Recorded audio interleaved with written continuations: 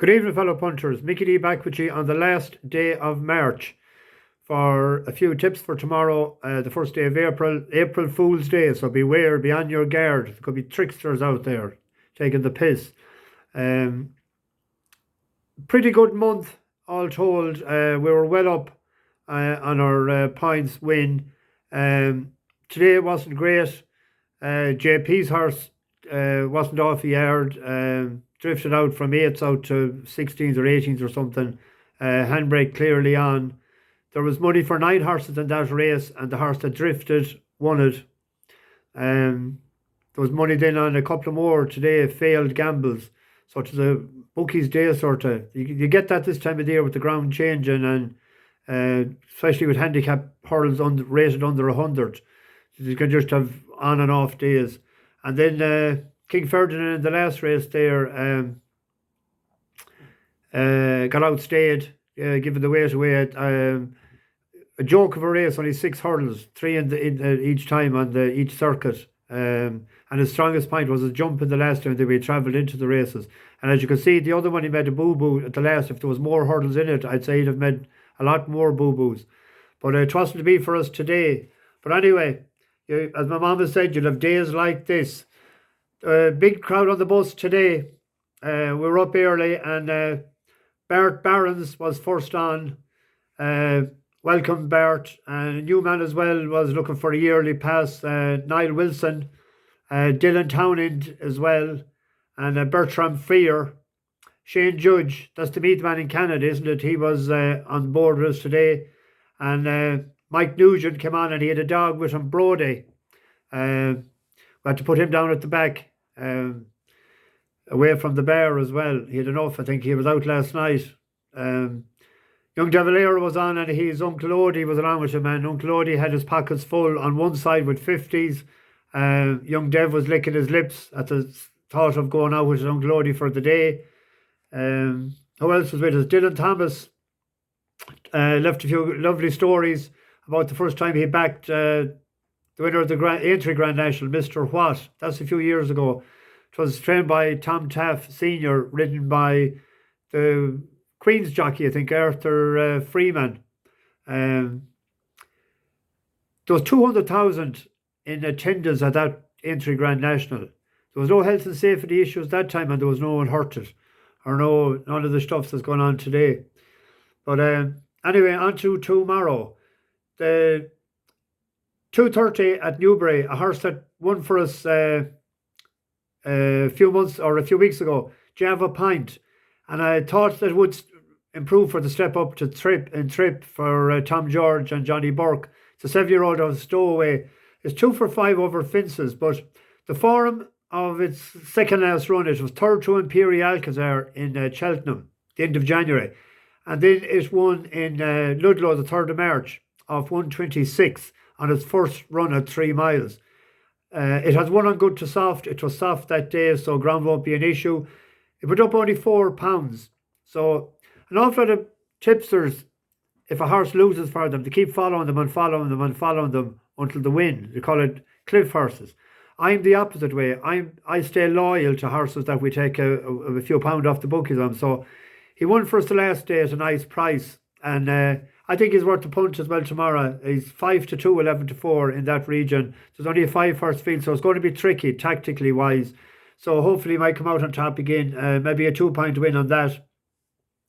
In the 6 o'clock at Wexford, a veteran's chase. The top weight is Ben Dundee. I like the Dundee horses, as people know, but that's not the reason I'm picking this horse. For Andy Lynch and Keith Donoghue. He's only 1 for 11 lifetime in chases, but he was second 2 runs back in the Paddy Power chase to Schoolboy Hours of 142. He's a classy sort. In 2020 he was 5th in the RSA, and he was 8th in the Galway Plate last year. He was 11th recently in the Ultraman Cheltenham. The only thing, if this was a 3-mile race tomorrow, this would be absolute banker material. But it's only 2 miles 4. Creates a bit of a problem, but I think he should be classy enough maybe to get the job done. Every horse is 10 and over. He's not meeting younger horses like he has done in his last several races. So 5-4, I see with 365. The other bookies have nothing priced up. I think it's worth a 3-point win. There's two horses that interest me at nicer prices, and both of them are sort of ground-dependent horses. One of them is a horse that the Duncans and Craig Sunderland will be going to air tomorrow for Flower of Scotland. You know, it's running tomorrow. And it's, I can't believe the price of it really, that is 12-1, because it beat Motown Maggie by 6 lengths, getting, was it £8? And it's getting 6 tomorrow. Motown Maggie is 7-1, and Flower of Scotland is 12s.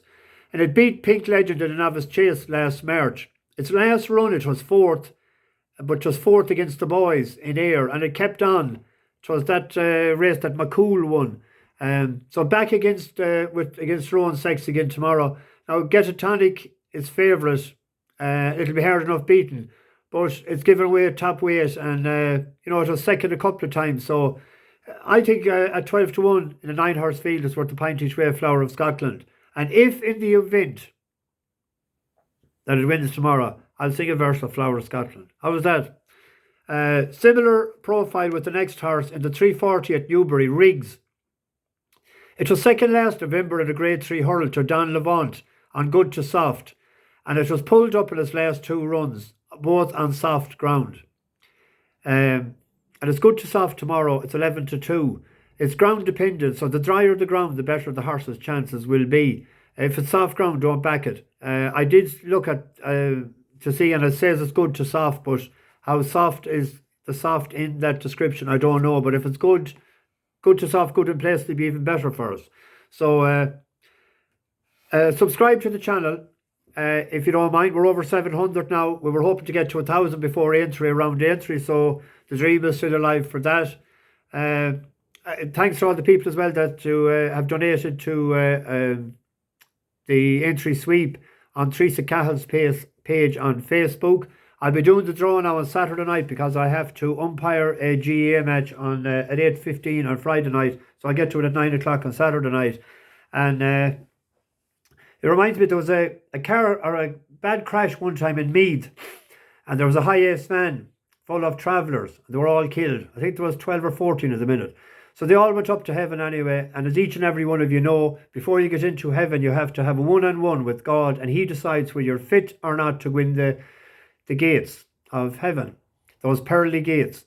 So anyway, the travellers were outside anyway, they were getting a bit restless, and God was very busy that day because there was a tsunami in Asia, and there was a big earthquake in Guatemala, and there was a shooting out in some school in America, and there was an awful lot. He was very busy anyway, there was a lot to get through. So the travellers were getting restless outside, so they were rearing up on St. Peter anyway, they were beginning to intimidate him. So he went in and he said to God, like, you know, Jesus, he said, I can't stick this much longer. He said, how long will they be? Give me a time. And he says, look at, he said, this could take a couple of days. So anyway, he said, back out and tell them, keep in line anyway, and keep manners on them. So anyway, he went back out anyway. So about a minute later, St. Peter came back running, shouting and roaring. They're gone, they're gone, they're gone, they're gone. Who's gone, says God? The Jippos. No, he says, the friggin' gates. Good luck. Bash those bookies.